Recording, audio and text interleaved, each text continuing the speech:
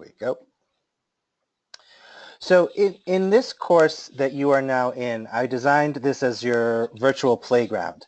You will have access, or you now have access to this course, and you can do with it as you please. You won't destroy it, I promise. You can add it to your resources, which we'll get to in a second. But what I wanted you to look at is to see what its capabilities are.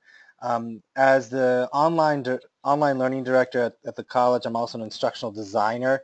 So I wanted to show you what the courses are capable of doing. This does not mean, after 2 hours that you will be able to do all these things, but that you have the ability to, that Schoology has the ability to, and a lot of it is intuitive. What else is very helpful is your home page. So the home page is very much like a Facebook feed. The platform is based on Facebook. So here is where you have access to over 18 million other users globally. And this is a great resource when you have questions such as, how do I embed a GIF into my assignment? Or can I put a recorder into my course? Or how do I change the grading on a specific assignment? So you want to be able, you can ask those questions here by simply posting an update, clicking on update and post, and then type in your question. And here it will tell you where you want to post. So these are all the groups that you are automatically entered into Schoology educators. And so this way, if I were to type my question, everyone who is a Schoology educator, i.e. almost all 18 million users, would receive your question. And I have found that close to 99.9% of the time, the question is answered by a fellow Schoology user. So this is useful if you are not able to access your go-to person at Schoology in your school district. You can ask the community itself. That's a great resource to have.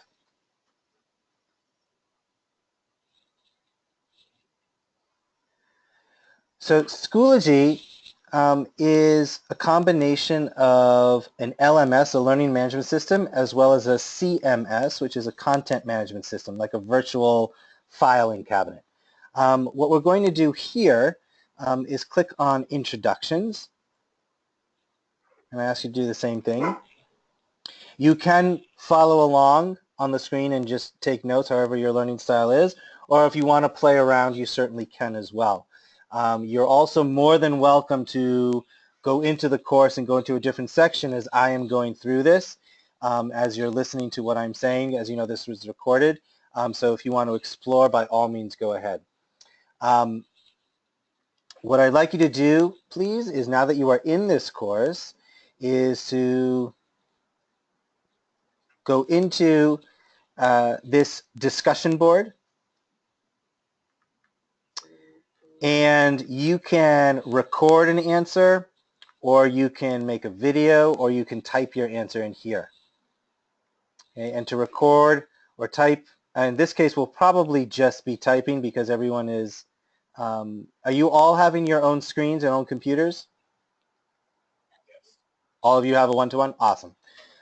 So instead of having a lot of feedback with the audio and video, if you just want to type the response to the questions, which is to identify your favorite ice cream flavor, and by the end of this training, I am glad that I learned blank. And you can simply type in your favorite flavor and click post. So I will be honest and tell you what mine is.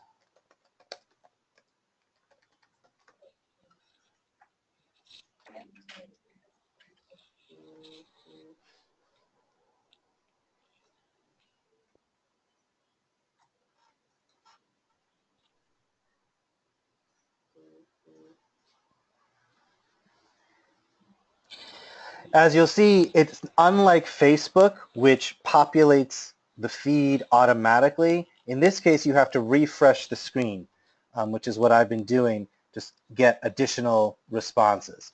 So that's something to know when you are doing a live discussion board in your classes, or you're doing it asynchronously, that you have to refresh the page to get the latest feeds. Wow, Emily, you're very specific. It's awesome.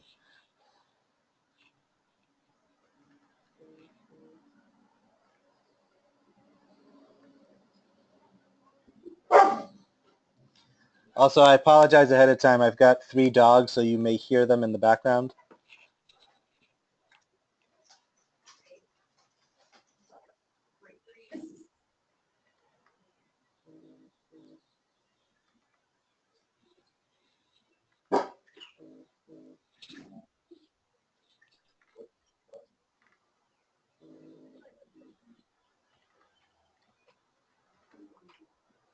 In addition, if I wanted to add an additional comment, I could.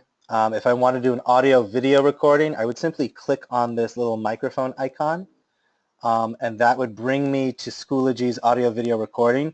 The audio is great. The video has gotten better. Um, and it will embed the recording video right into the discussion board. The benefit of it is that it's right within the system. The downside is it's one and done, meaning that you can either record, you can pause and stop and then embed, but you can't edit. The same thing is true with the audio as well.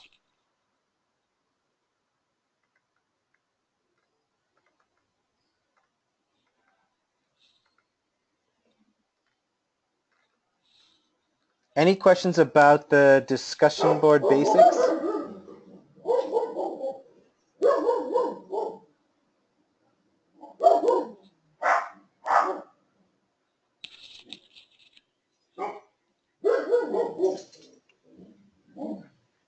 Are we all set to move on? Yep. Okay. So now what we can do is if we click on the introduction and icebreakers, you'll see here at the top that this will take me back to the beginning of the course, or I could click on the subtopic introductions on the red folder, and that will take me back to the previous page.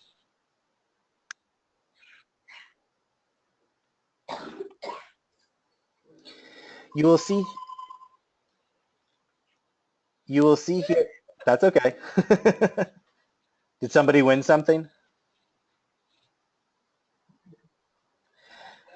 No? Okay, so you will see here that I've also embedded the PowerPoint and Google Slide presentation that I showed you a few minutes ago, so you'll be able to access that as well.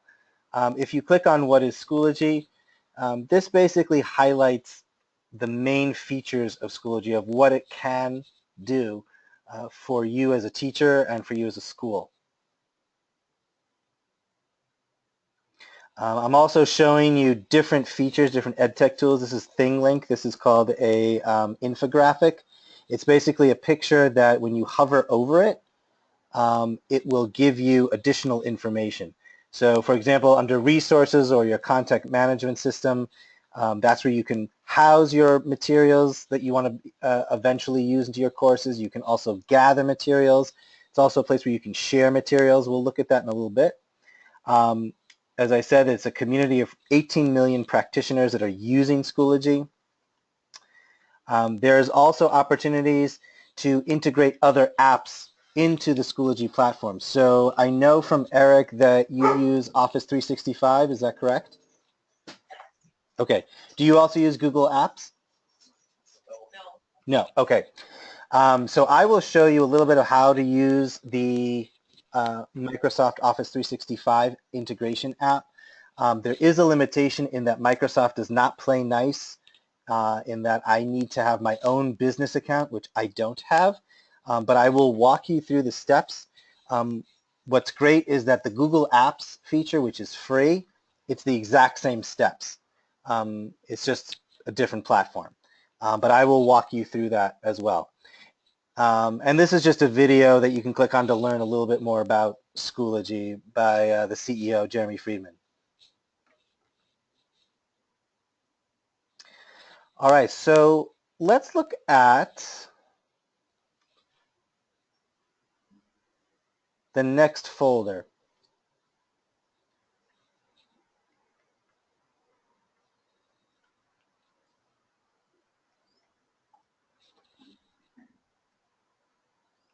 So you'll see that with each folder there, it looks like it's a hyperlink, and that will open up the folder.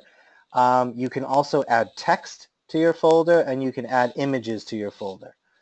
This little cog here is going to be your friend. It will allow you to edit the folder itself, the outside of the folder, so that means the title of it, the description, as well as any graphics that you have. We're not going to cover student completion, but you can also save it to your resources. You can save this entire folder and its contents to your own resources, so that way you can access it later.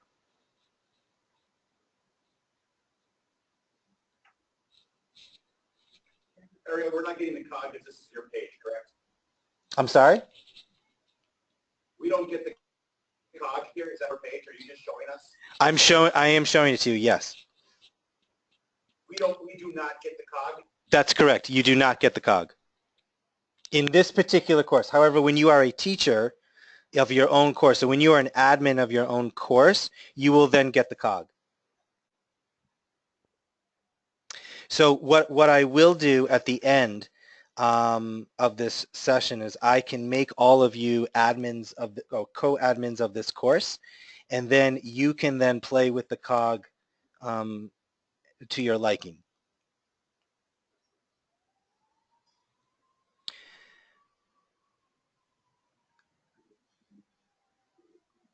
So each of you has a profile. This is your digital ID in the Schoology world. My suggestion, or some of the best practices, are that you have an image. You can use an avatar or a cartoon character. A lot of the students will do that. Not sure what your policy, your school policy is yet, but they may say that everyone has to have their own picture, or that only teachers have to have their own pictures. Each school is different. You will see that there are the courses that I am enrolled in as a student or as an admin. This little crown right here shows me that I am an admin of that course. So teachers typically are admins of their own courses, and then the Schoology administrator of your school, so I would imagine that's Eric, he would then technically have access or admin rights to all of your courses if he needs it. You can see the statistics on the number of students that I've taught, the number of posts. In addition, all teachers and students have a blog, a personal blog that they can use that is only shared depending on your school, what the school sets. It is a way that you can share just within the Schoology community, or if a student just wanted to share an opportunity to, to write, if there was an ELA class or a social studies class and they wanted to journal, they can use the blog feature.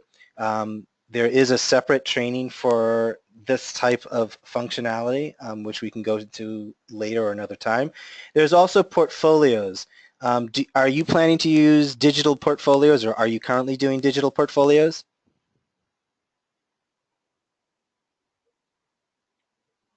We have no idea. That we know yet. Okay, so a portfolio is a way that you can capture students' best work, or you can capture your own work. It travels with the student. So if you are going to do portfolios, that's, it basically be taking assignments and uploads that the student has done, and they can add it to their own portfolio that they can then take with them. And you can what's great is you can download the portfolio, so that way when the student graduates, or if you choose to move on to a different school to teach, you can download your portfolio and then you have it with you. There's also a badge system. There's a whole separate training on how to use badges, how to create badges. So there's that opportunity as well. Now, typically in a master training session, we would give time to create your own portfolio. We're not going to be able to do that in this session, but this is an opportunity for you to sort of see what it would be like. To access your portfolio, you'll see your name here, and just click on it. And it brings me right to the portfolio.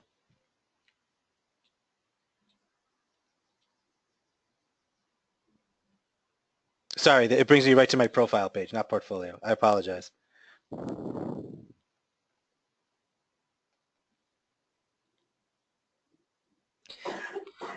What we're going to move on to is just looking at the overview of the difference between a course, a group, and resources. Um, and hopefully we'll be able to play a little game with it.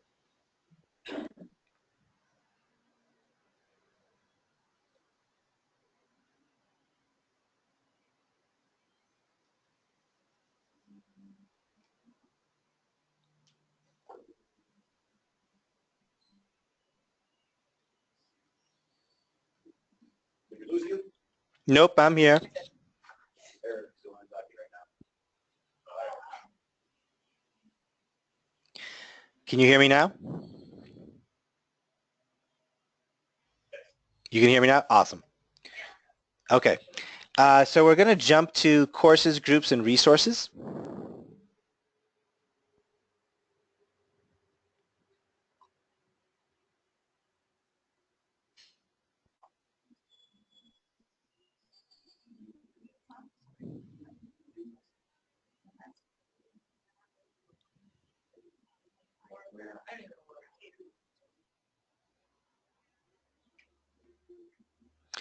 So I'm not sure if any of you are familiar with the free site called classtools.net.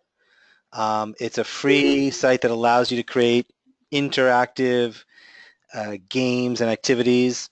It's not as robust as an interactive worksheet, but it is a way for students to review material. It's also a way to preview material in a slightly more engaging way. There are three main parts to Schoology. The courses, which you will be using a lot, groups, which you may or may not be using, and your resources, which you will be using. So the courses, which we'll look at in a second, that's your active classroom. That is where you put your assignments. That's where you put your materials that you want students to read. That's where you can put a discussion board. You can put your quizzes. You can put multimedia for students to access. That's your main work. It's also where you can do attendance. What's nice, a nice feature is that Schoology, with their assignments, automatically creates a calendar that is embeddable into students' calendars, whether they're using Outlook or whether they're using Google Calendar or iCal. So that way they can access or basically have their assignment notebook with them at all times. And that's a great feature. It also will let you know or let the student know when an assignment is overdue as well. Now, they are working on features. Schoology Research and Development are working on features so that way it will actually send a message that an assignment is overdue or an assignment is late. And that will be coming out shortly. In groups, and you can see the groups up here. So groups are a non-academic classroom. So it would be useful for clubs where you can put materials, you can put discussion boards, you can put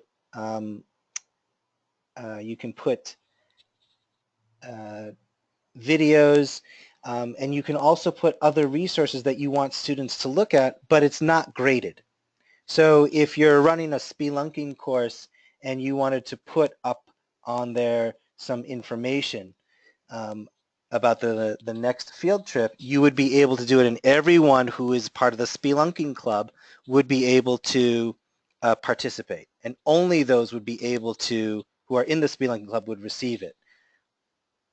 Whereas in a course, everyone in the course receives it. There are also no grades with the group as well. It's also a way for students as well as teachers to have a live discussion about a topic, whether you're doing professional development or if students need a study group, you can create a group for them. You'll see here that here is a discussion board very similar to the first one that we did where you put your flavor ice cream. You can put your discussion here and enter in, you can enter in your comment again with the same features as you saw before, audio, video, as well as typing. You'll also see that you can put in hyperlinks as well that will then take you to a site. You can do that as well as in any discussion board in a course or a group. Finally, your resources, that's your CMS, your content management system. This is where you can put all of your materials as you are building a course. Most schools don't like to create their live courses, actual live courses. They don't like to launch them until it's close to the start of school or close to the start of the semester. So here, this is where you will start to build your materials because teachers like to be prepared in advance. So you can create, and we'll go into how to create a folder in the next section, but you can create a folder or an assignment or a discussion and be able to start to build materials for your course and then transfer it right to the live course when it becomes available. So those are the three main areas. In resources, there are four areas you're going to focus on. One is your personal library.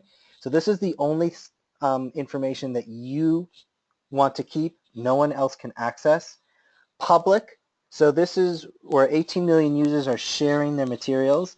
This is also a place where you can look for materials. So for example, if someone was looking for a rubric on how to grade a discussion, you would be able to find it here.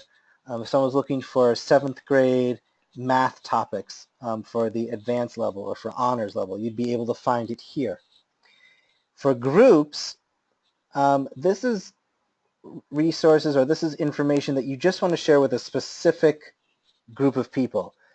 So for example, if you just wanted to share group resources with the Spelunking Club, this is information that I would put here that only people who are in the Spelunking Club could access. No one else could access it. In addition, if I wanted to work with a colleague and build a course together with them, I would create a group and just invite that colleague. And together we could then put information into the resources. Eventually, that could be transferred over to the live course once that shell or once that course is live and set up by your admin.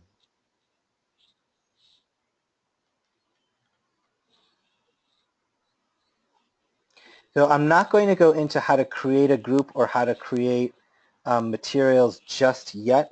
That's the next step. But what I'd like to do is to show you a little bit about how Schoology can work with an embeddable, such as that Venn diagram that you saw. And again, I do apologize that the internet does not seem to be cooperating.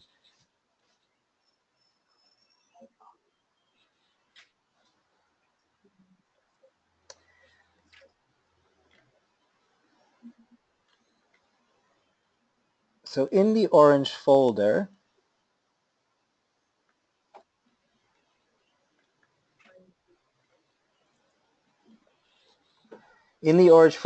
on the last item in the bottom of the orange folder, you will see courses, groups, and resources.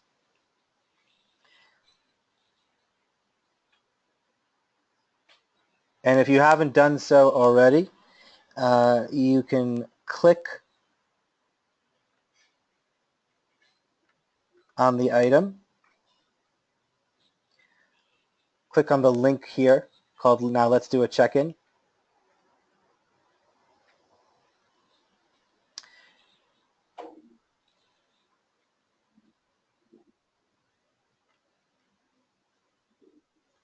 So I clicked on this link, Let's Do a Check-in.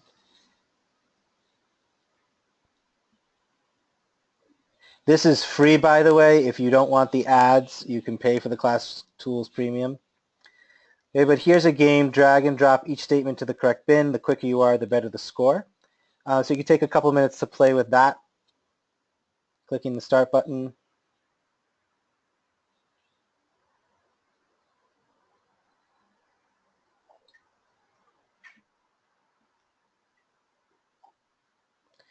And then what you do is click proceed.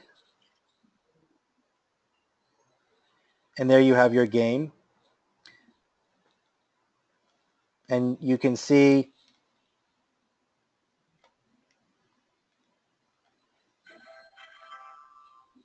there you go.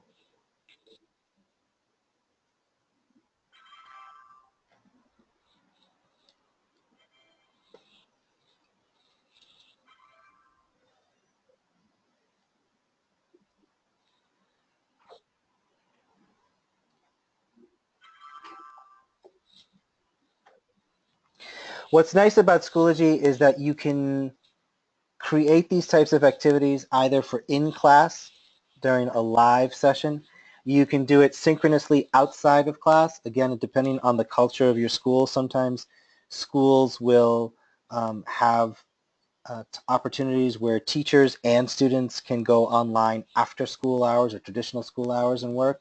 That's more indicative of the higher ed, but it is trickling down into K to 12. And there's also asynchronous components. So for example, you could have this as the student's assignment. And the beauty of it is they can't lose the worksheet because they have to access it. And it's also mobile ready, which means that if they have a cell phone or a tablet, in addition to a laptop or desktop, they can access it and be able to complete the assignment wherever they are. And that's a huge benefit. Any questions up until this point before we go into the next section on creating materials?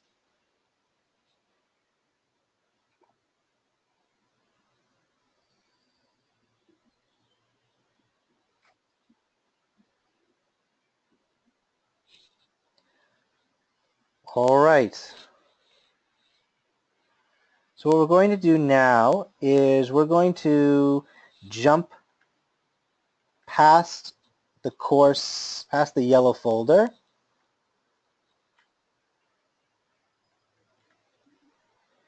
and you're going to jump into the green folder, adding materials.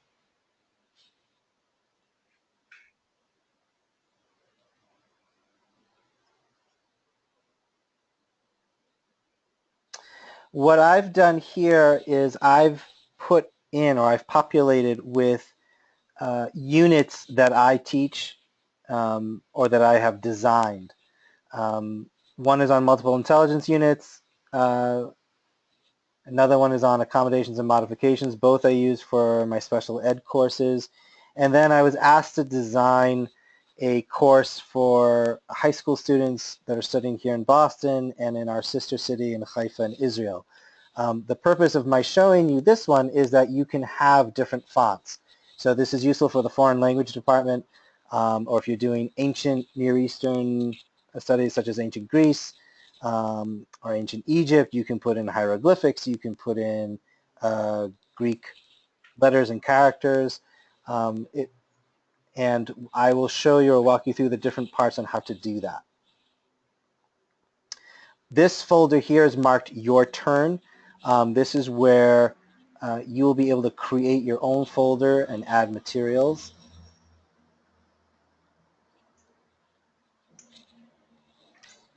In here, I've put the instructions on how to add materials via Microsoft OneDrive, which we will get to in a minute. But first, here is your main button. When you are designing a course, one of the things that you want to focus on is not necessarily populating your course, whether you're building it in resources or you're building it live. You don't want to start to populate it with materials. The first thing you want to do is make a roadmap. And sometimes starting with backwards design theory, whereas by the end of the year, I want my students to have done X and covered Y, and sort of planning out what units you want to cover. A lot of teachers design their online courses or to use Schoology linearly, meaning they say for week one, this is what you're doing, week two. Some do it thematically. That's how I like to teach in terms of chunking it by units. But however you want to do it, I would strongly recommend you create a roadmap so that way you are able to know what materials goes where. So simply creating a folder and then creating subfolders so that way the student can follow the roadmap. So on any material, and I clicked on folder, you're going to click add material, you then click add folder, and then once the internet decides to cooperate, you'll see here that there are items here that are asterisked. That is required. Everything else is not. So here, if I wanted to do as a title, I can choose a folder color. Some people like to follow the color of the rainbow. Some people like to do a different pattern. Simply click on the color of your choice.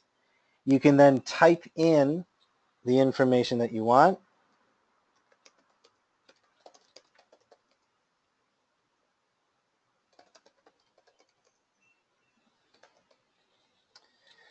You'll see several font and editing or formatting icons.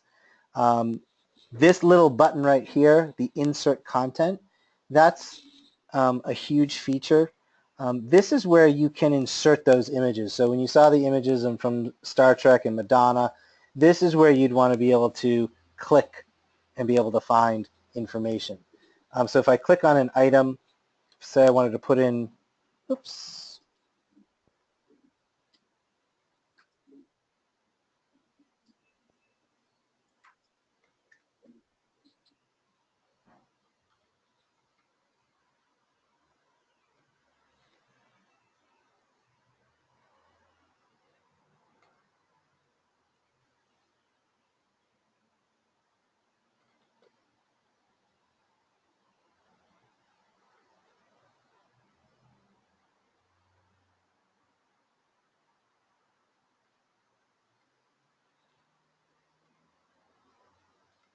can you hear me?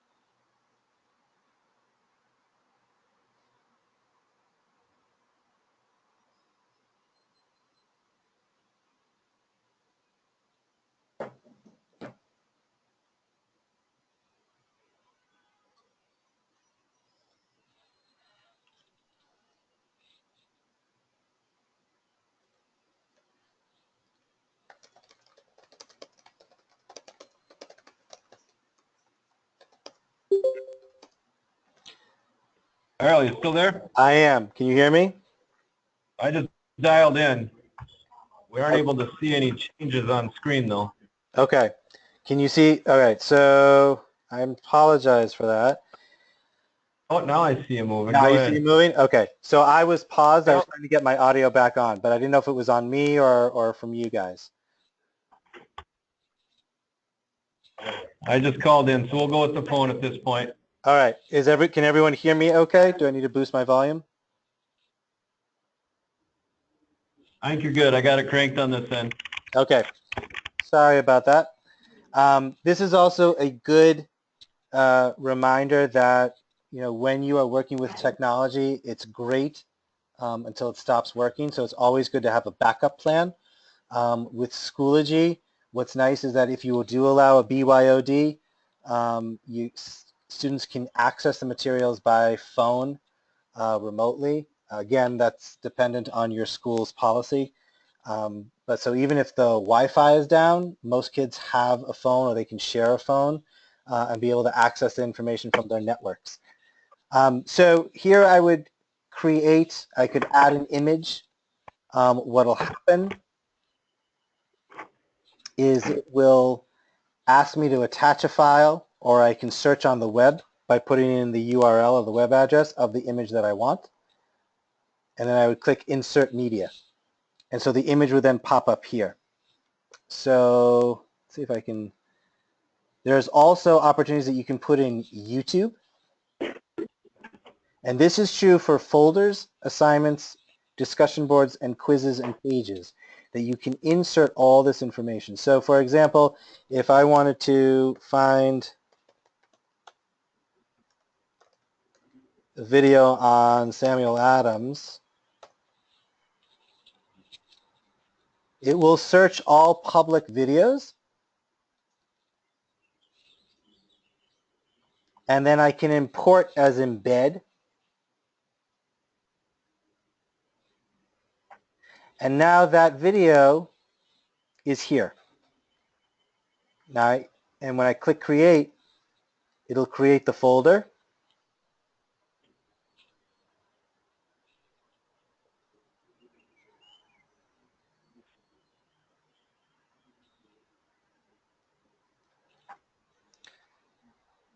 And there it will be the video, which students can click on right then and there. The beauty of it is students do not need to leave Schoology to access the video. It's right there. Now, ordinarily, you wouldn't put a video right in the top of the folder, but where you would put it is within a folder, depending on what you're choosing to do, whether you want to add materials such as an assignment. And you will see that the format or the steps to create an assignment are very similar to creating a folder.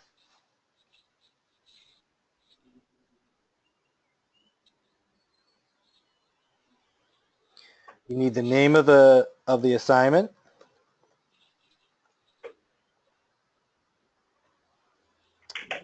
You can put your description.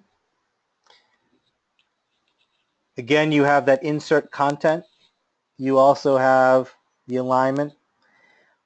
What is also nice for those of you that are HTML savvy, you can embed code in there. So if you have a specific, you want to capture a specific URL or a specific website, you can embed it there.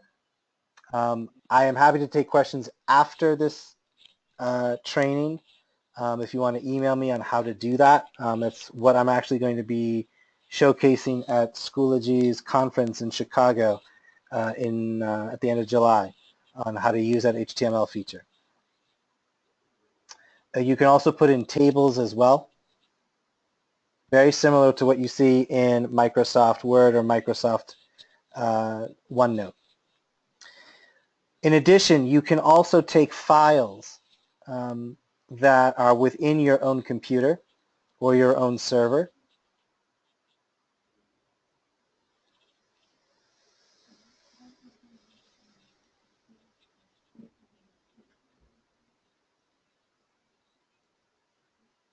And it will upload it, and then students will be able to access it. You can do a link as well. You can also add something from resources directly.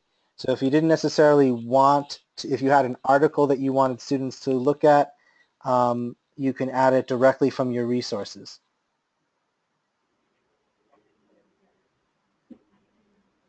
And it will take you to your resources, and you can find what you're looking for.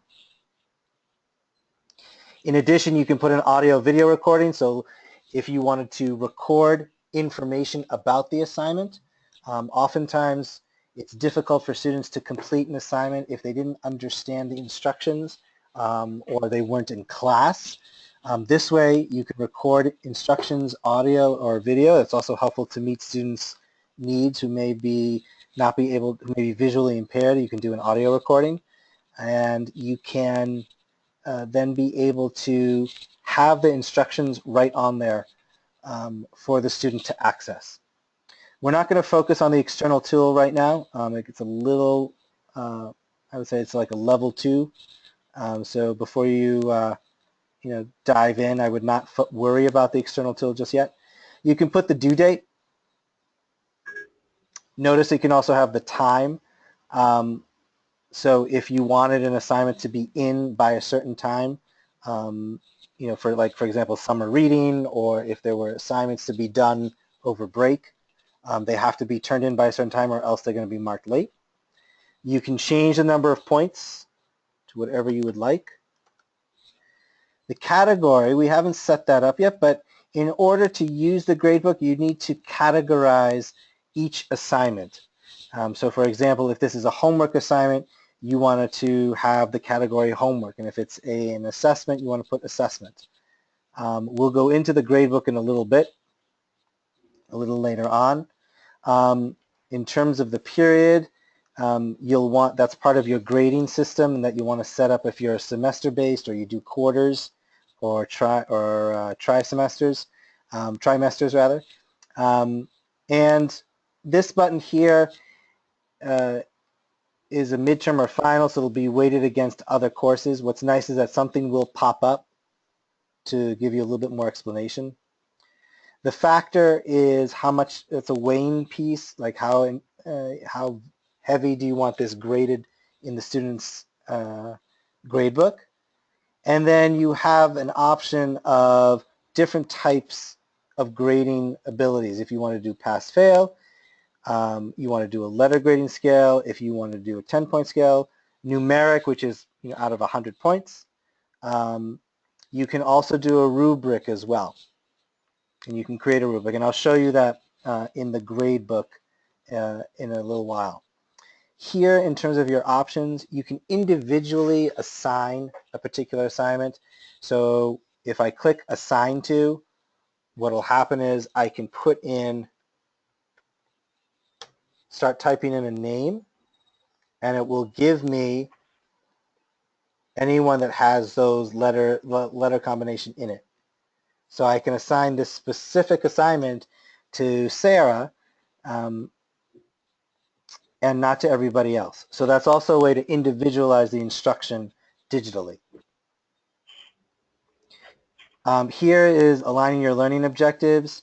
Do you follow Common Core or a specific type of frameworks?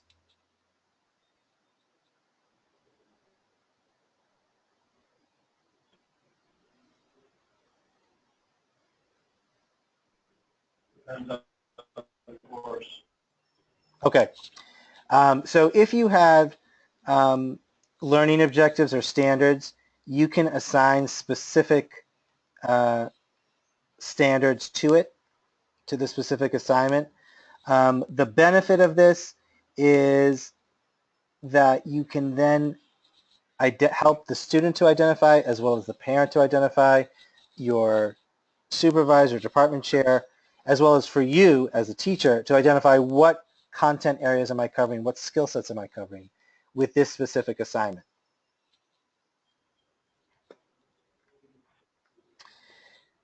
What you're probably going to be using more of are these 4 boxes here. Submissions enabled, so this allows a student to submit a response. By response, I mean they can submit it through a Word document, Google Apps, PDF. Here means that it's published to the student. That means that the assignment is actually visible to the student. If I unclick it, it means that they will not see it. If I unclick this submissions box, it means that they can't submit anything.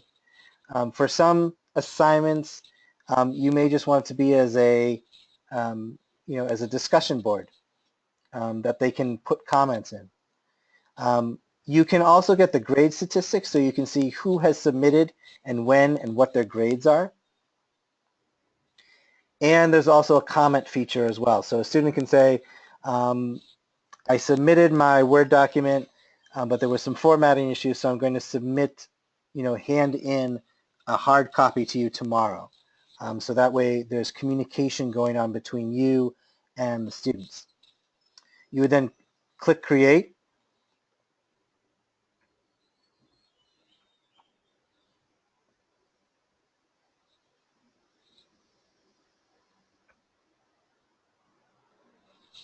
Okay, we'll do a note category.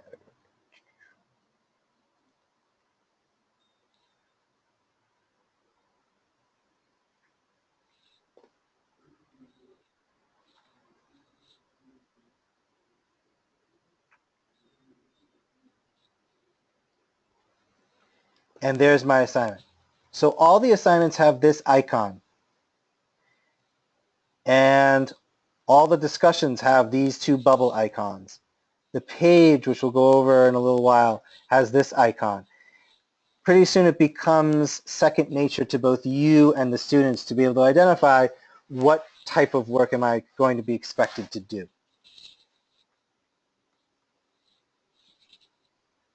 Before I go on to looking at a discussion or a test or a quiz, are there any specific areas in creating a material within a course that you'd like me to review, or any questions that you have?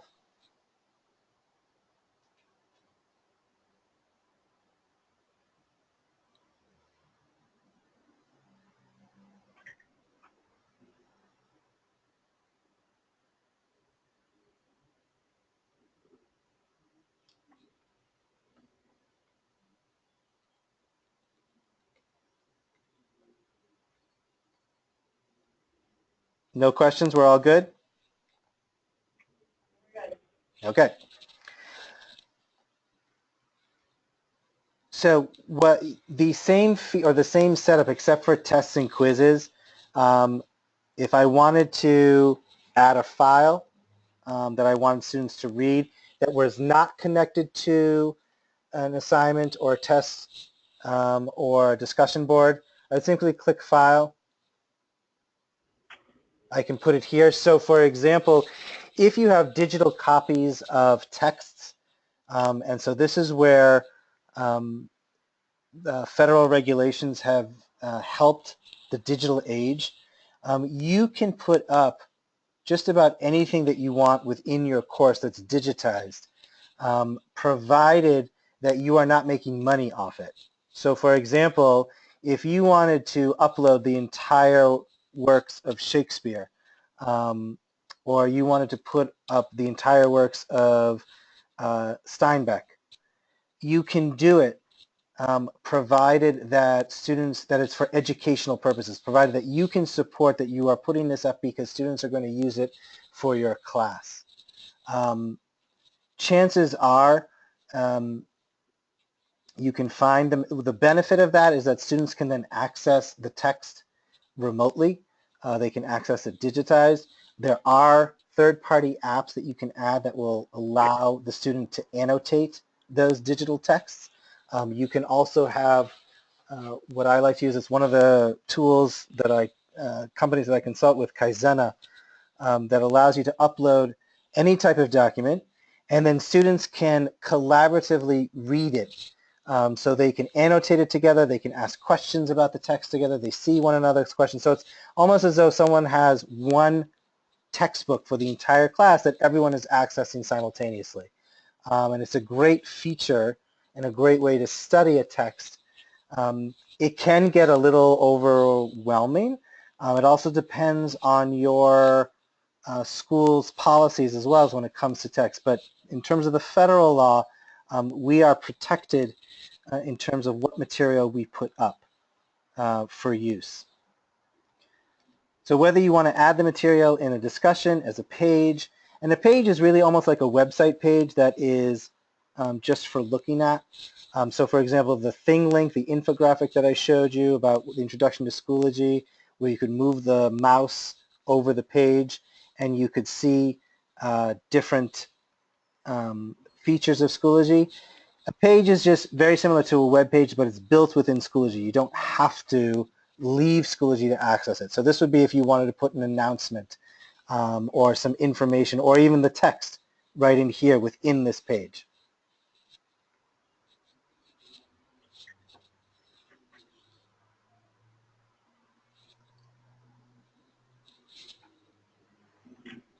Questions about adding materials?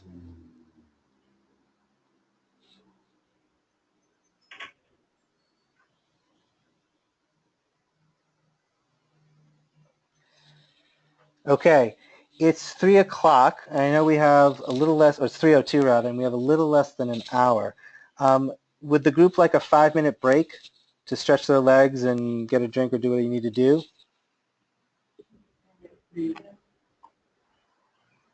Yeah, is that a yes? I'm sorry, I couldn't hear clearly. Okay, so if I heard correctly, the answer is yes. So let's take a break till about 3:07 on my clock, and we'll start up again with looking at the gradebook feature.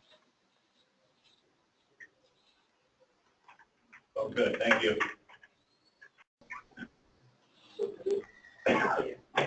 So before we go into grading, were there any questions that came up that you wanted to make sure we covered during this time? My feeling is that with gradebook, I'm probably going to need about at most a half hour, so that will leave 20 minutes. So I'm happy to entertain any questions that you have or you want to make sure that I cover before our time is over.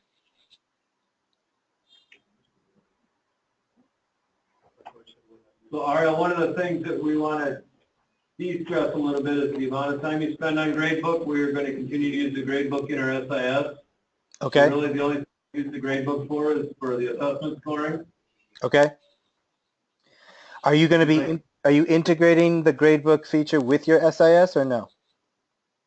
No, we just manage the one. Okay. Okay, so then I'm probably just looking at the assessment piece of it. You're not talking about AMP, right? You're talking about quick tests and quizzes? Yep.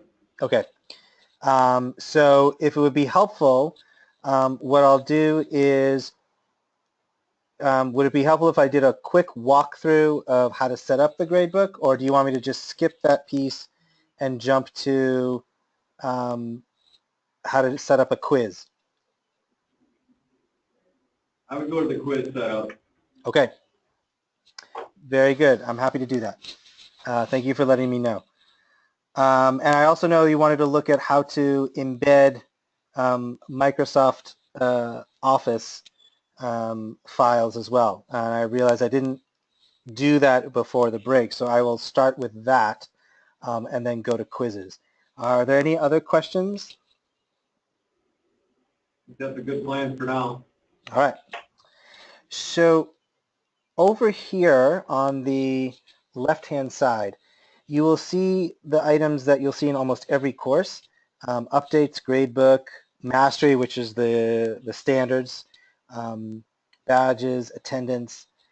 But down here, you'll start to see some icons, such as Big Blue Button, Brain Nook, Play Pause It, Read With Me Fluency. These are third-party apps. These are programs that are not Schoology owned, but they play nicely with Schoology. The companies in Schoology have worked together so that way they can talk, the two softwares can talk to one another and be able to integrate. So I'm going to show you how to do that with Microsoft OneDrive, where students will basically have all of their documents, their PowerPoints, their Excel spreadsheets, Word documents, so on and so forth, in their in their work. So I'll show you how to embed them into an assignment. And by the way, this feature is the same as in the discussion board, as well as in a quiz, as well as in a folder. So here's my assignment.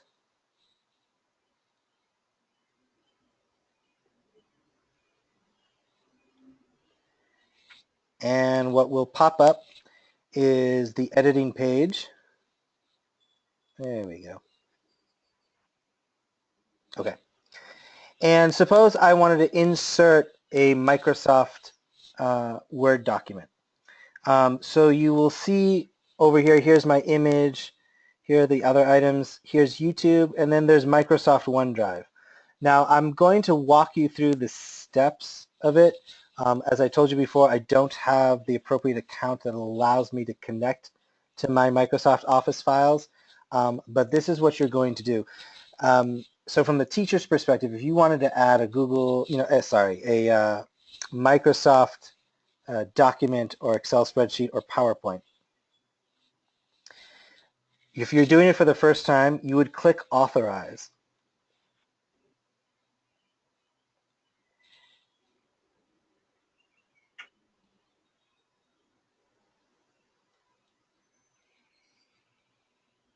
And then it'll ask you to input your credentials, so such as your email or your username, as well as password.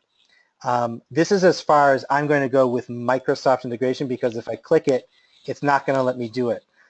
So we'll put on our imagination hats and pretend that Google Drive is Microsoft OneDrive. So what will happen is you'll click on Google Drive, and this is after you've already authorized it. And what will pop up is all of my documents. And I can search. So if I wanted to do, let's see,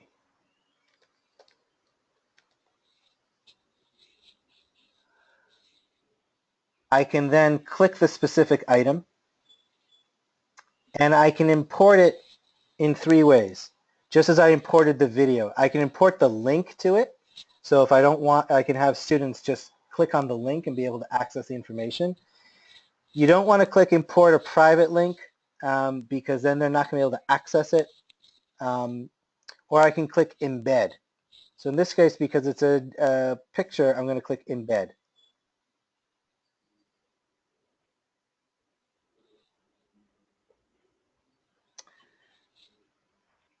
I click Save Changes, and it'll update it. Now for students,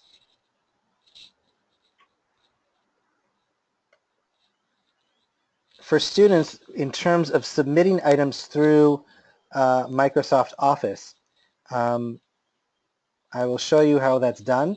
So under course options, and you will have this ability as a teacher, you can view the course as a particular student. So this is helpful when you're designing your course. You can see what it'll look like as a particular student. In this case, I can view the courses from a parent. I don't know, are you going to be access or allowing parents to access Schoology? They do. They do, okay. So depending on the settings, they may or may not be able to see everything that students see. So I'm just going to click on the student. And so this is what the page would look like, or the course would look like for the student.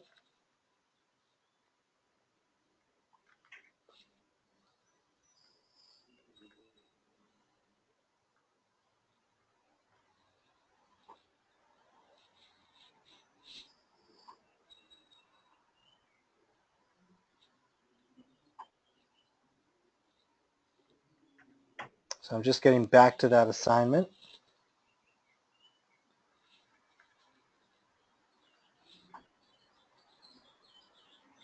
Now notice I cannot change anything.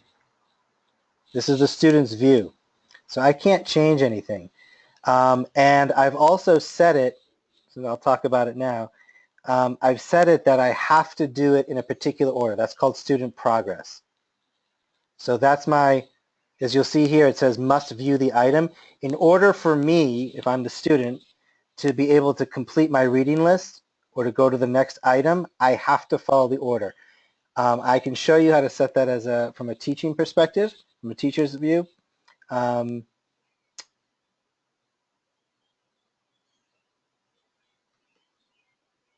it's helpful to keep students on track so that way they don't jump around.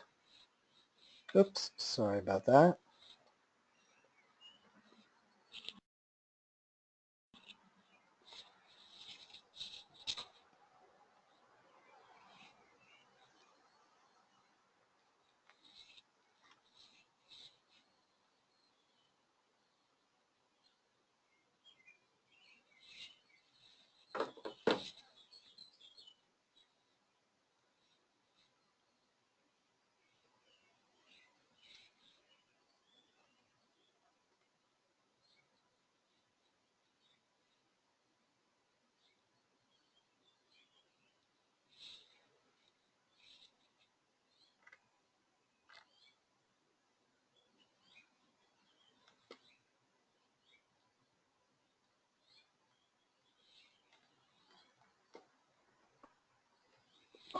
Okay, is everyone there? There, we hear you Okay, again. sorry about that. I apologize for the internet not working properly.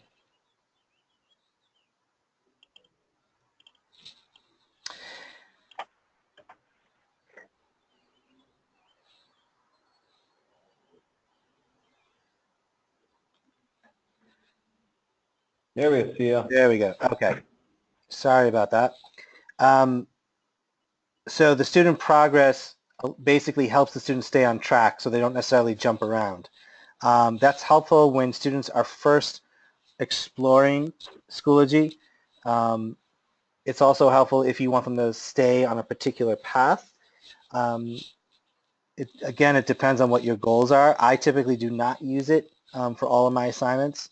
I give the ability to jump around. Um,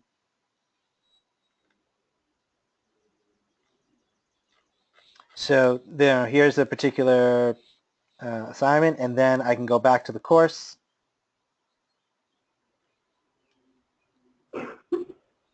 Now that I viewed it, and then the next assignment will open up, or should open up. And then this would then become a live link.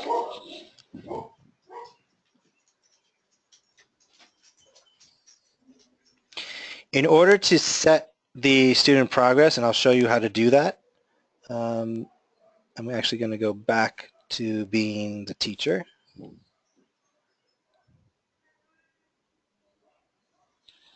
Okay. So up here, you'll see this little check mark called student progress. If you click it, it will then give you the opportunity to decide how you want the student to proceed. I'm sorry, that's not where it does. This tells you where each student is. If you click on within a folder, sorry, under options, under student completion, that will then give you the rights to decide what students need to complete and when. So for example, if I wanted students to do the red folder first, they have to complete the information in the red folder before they can go and access the orange and yellow folders. I can also add a requirement that in addition to, I can put a specific assignment or do it for another folder. If I'm in that folder, then I can create the specific pathway with the student completion by simply clicking on options, and then I can decide which path I want the students to look at the information.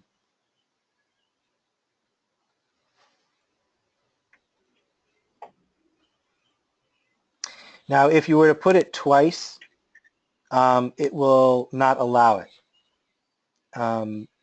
So it will automatically correct. So that way it doesn't enter into an endless loop.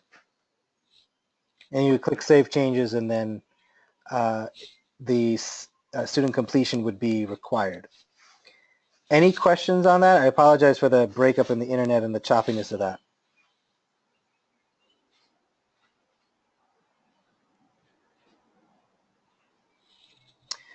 Okay, so now let's look at quizzes.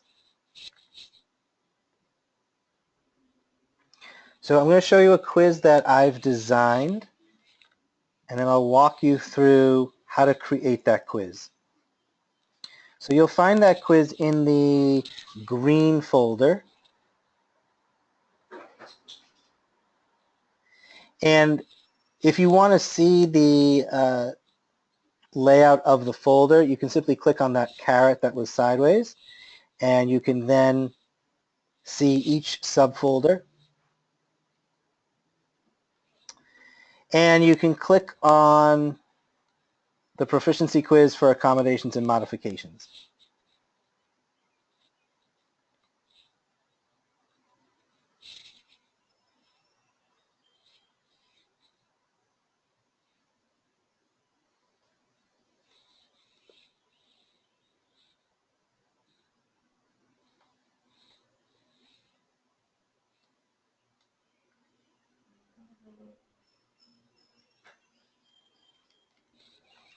You guys are still with me? Okay, here we go.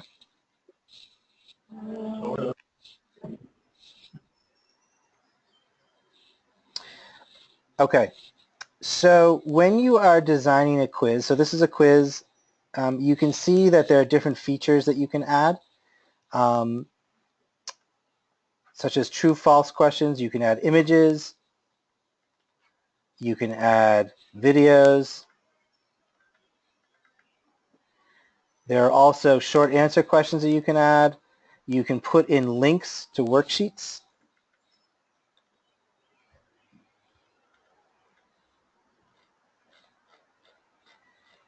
And these are useful for both checking pre-knowledge in terms of what students know before they walk into a particular unit.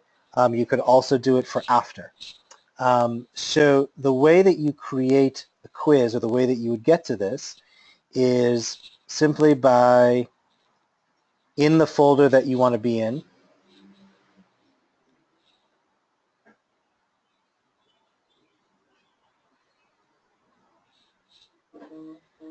you would click Add Materials, Add Test or Quiz.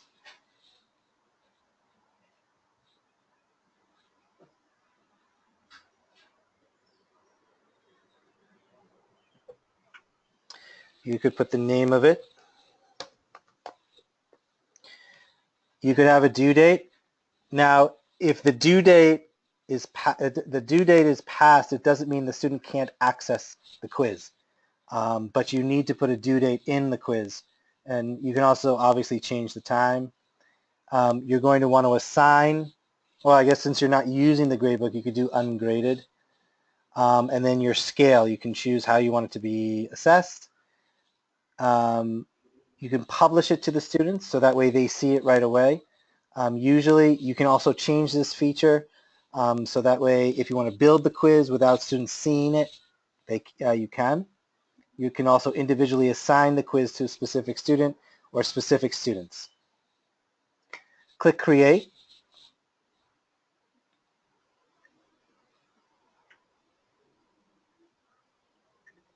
And you'll see the same tabs up here. Before I go into questions about how to add a question, the first step that I would look at is settings.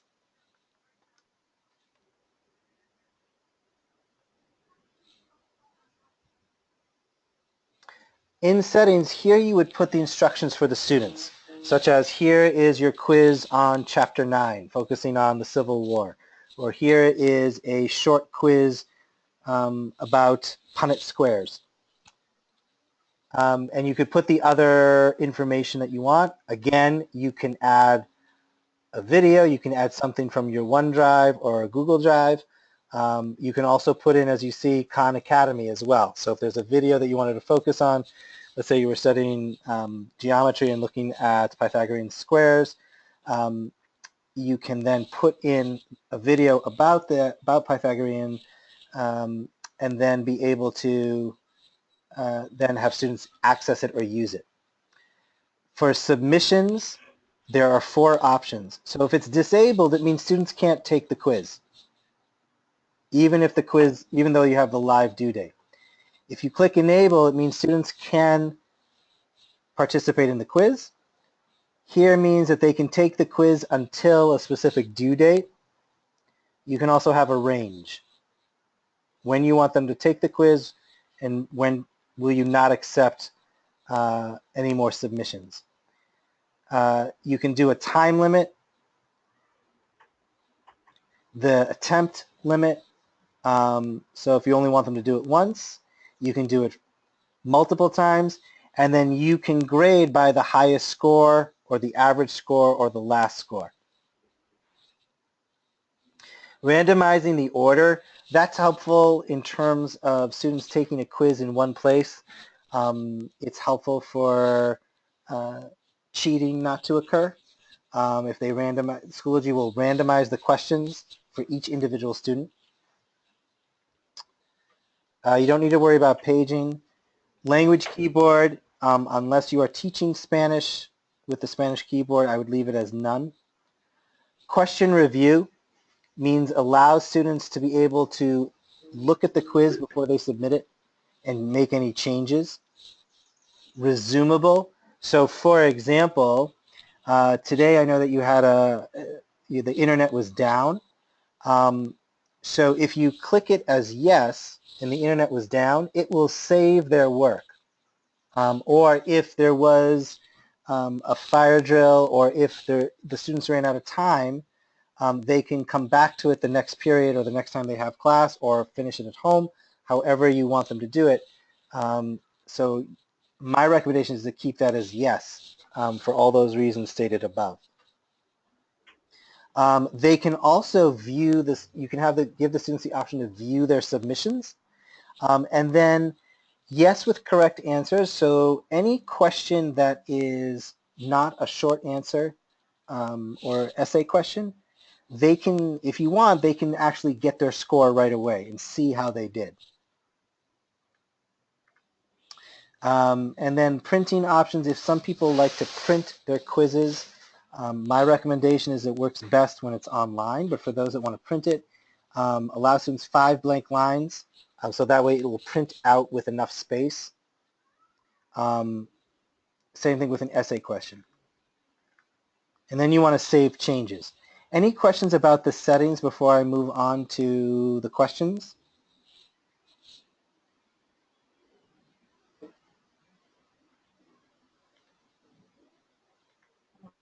Okay. All right.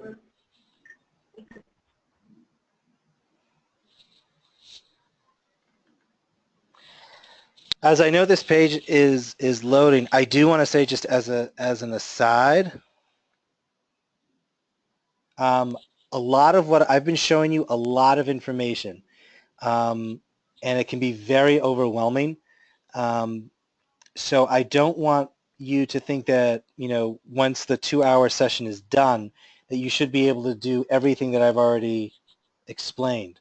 It took me a while to get used to the system. I would imagine that Eric and his team are going to be there available to you. I also am available if you have questions after this session.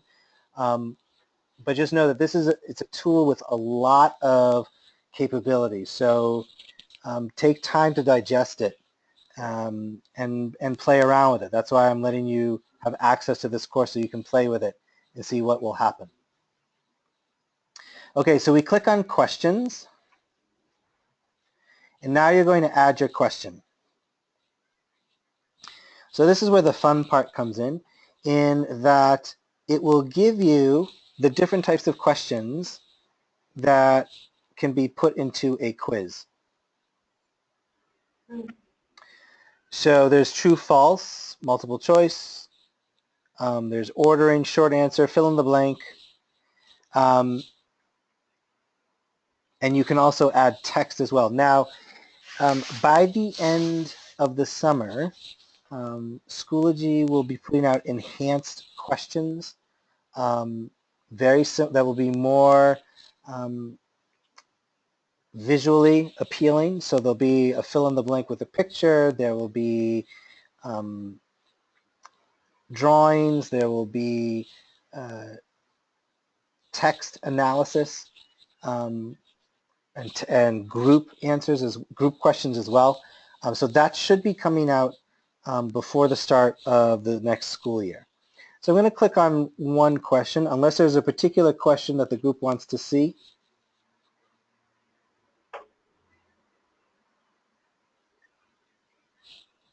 Okay, so I'm going to click on multiple choice.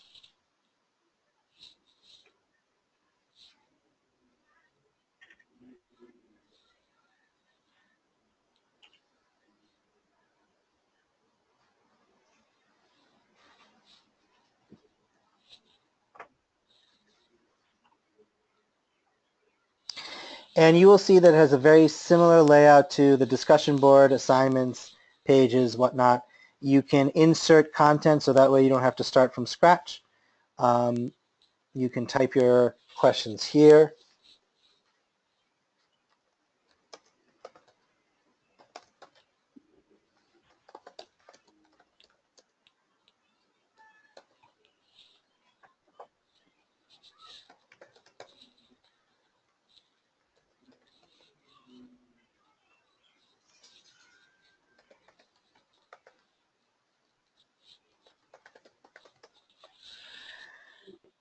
You can put in your answers and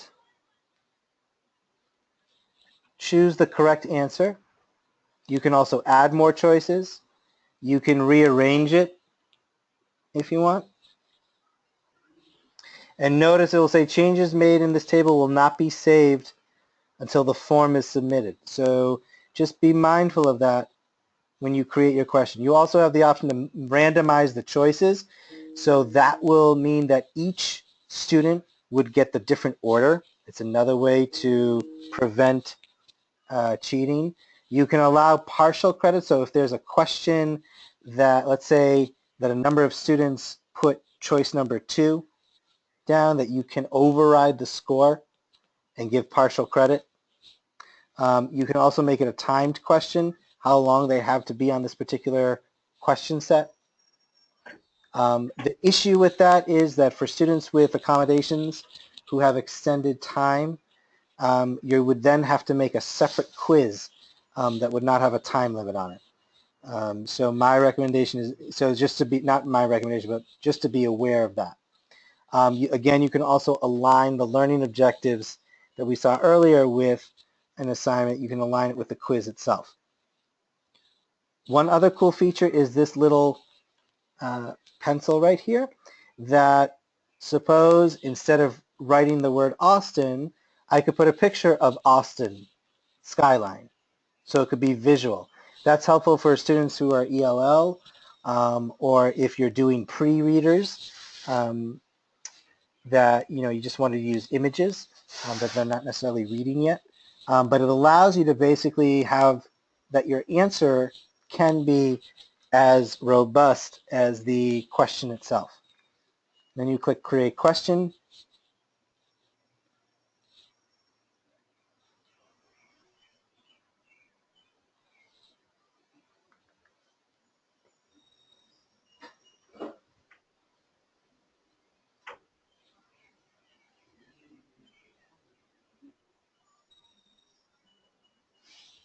And there's my question.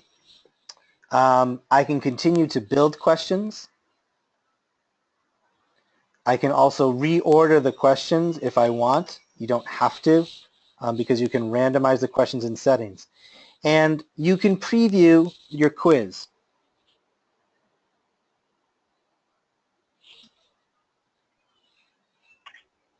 Now, with previewing, it'll allow you to go through the actual quiz, but it won't mark your score. It won't keep it.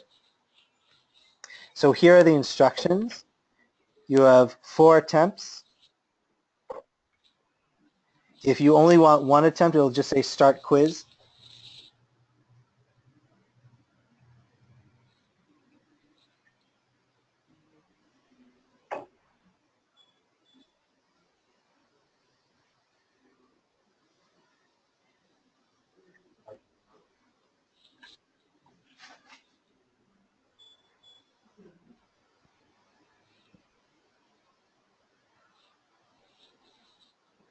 There we go. And you can play around, see which one you want.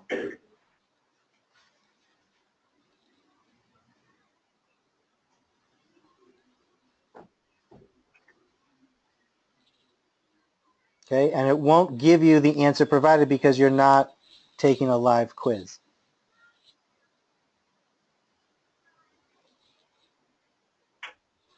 In the results section, you can see how your students are doing. You can also see the gradebook grade, how well they did.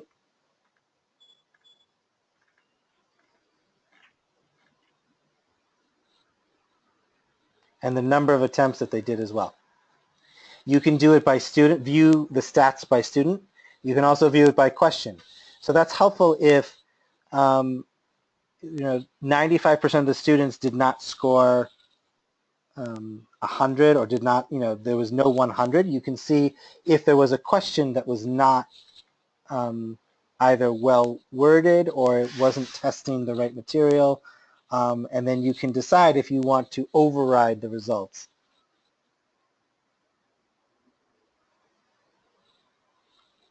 These features up here, which you've seen in the assignment and discussion board, you can view the stats, which basically will give you another viewing of, or from a visual perspective, that one person's got 100%. This is helpful if you are presenting your specific section, or if you teach multiple sections, you can compare the sections to see how they are doing overall. There may be a discrepancy and you may want to look into that. You can look at the grade info. That just tells you that it's ungraded, period is ongoing. And then of course the COG allows you to edit it as well. And you can export the statistics as well. You can download it. Any questions about the quiz feature? I have a question on so how to order. It makes like a put it in order question. Yep. Like I find that when I create that, I create it in order. Like how do I never got that one that works correctly for my students. Is there a trick to that one that I don't know? Great question. Let's take a look.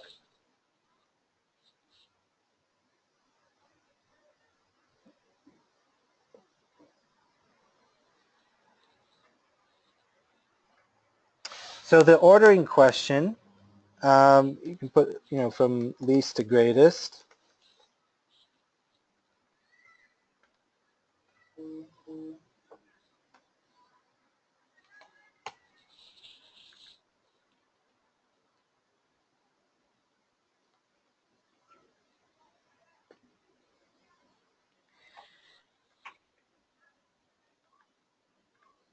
And what will happen is, so tell me what happened when you did the ordering question. The students did not be able to score it correctly? They just weren't able to click it in order. Like the feature wasn't work. Okay. Let's take a look. Good question. So when you're creating that right now, are you creating it in order so they know what to go first, second, third, and fourth? Correct. And then you hit create question. So then would it automatically randomize that? So they have to put it in that order. So there are two levels of randomization. There's the question the question order, which will randomize. So for example, if I'm designing this quiz and I don't select the randomization of the order of the questions, I can order them myself. But within specific questions, such as the multiple choice, I can cause randomization within that. But it's not with everything. So for example, Okay. the ordering did not have randomization. But the multiple choice did. So when you generate that out to your kids, it'll they'll be able to put it in order Yes. We're using those Yes. arrow buttons. Yes, they should be able to put it in the proper order.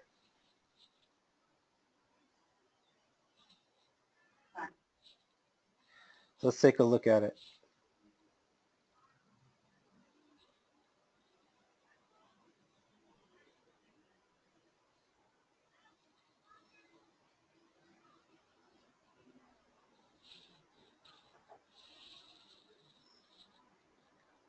So now I should be able to move them around.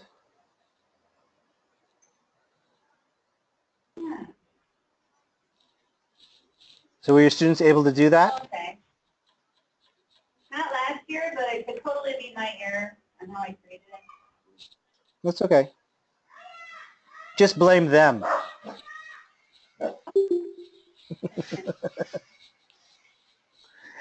Any other questions about quizzes?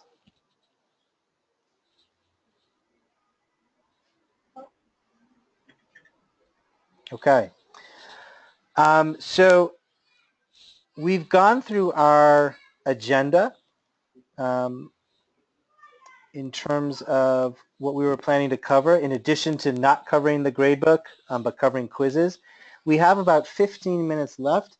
Is there anything that you would like to see in a little more detail, or some questions that you have about Schoology that I'd be happy to entertain?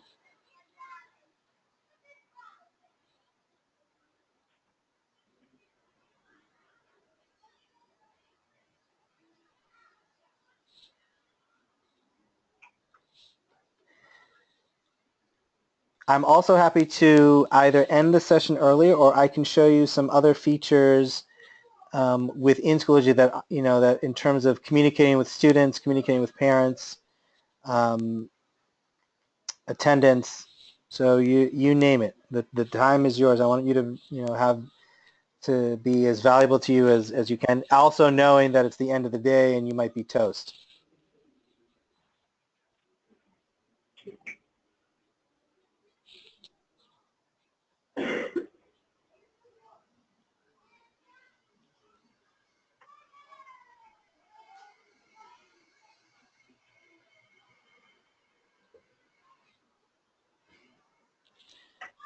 Okay.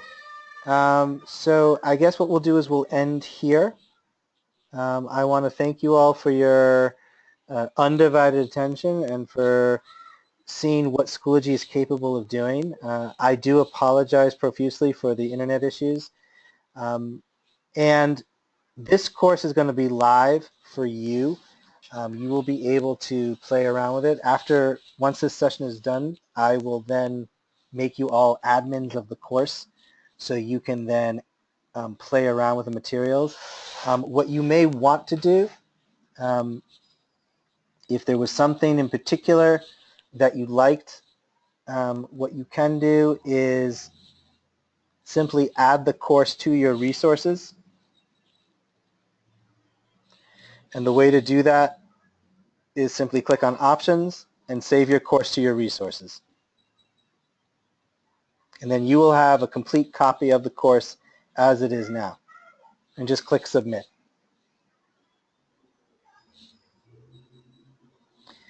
It was a pleasure working with you. If you have any questions afterwards, feel free to reach out to me. If you have a question, one of the easiest ways to do it is just click on the update, and you can then shoot the question and post it, and then I will get a notification that you have posted the question and I can answer it. And otherwise, have a great rest of your day. Are you guys done with school? Have you finished? Yeah. Oh, congratulations. I hope you all have a wonderful summer. Thank you. Thank you. You're welcome. Take care. Bye-bye.